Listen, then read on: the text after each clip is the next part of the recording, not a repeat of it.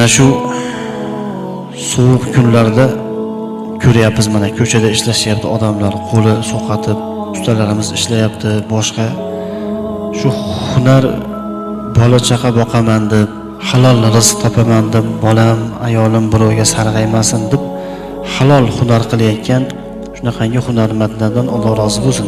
Ajr mukofotlarni Xudo va'da qilgan bu insonlar. Halol mehnat qilib ko'chada sovqatib, mana erkaklarimiz, oila boshliqlarimiz Xudo rozi bo'lsin hammadan.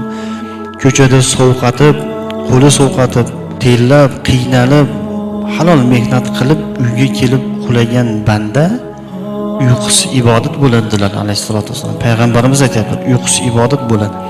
Va har bitta olayotgan nafasi tasbih, istig'for bo'ladi. Halol mehnatdan charchab uxlab uyg'ongan bandani gunohlari kechirilgan holatda uyg'onadi degan. Shuning uchun shu mana sovuq kunlarda ham ishlab yurishibdi ba'zi insonlar ko'chalarda. Xudo rozi bo'lsin hammalaridan. Mana shu hadisda aytilgan darajatlar iloyim nasib qilsin.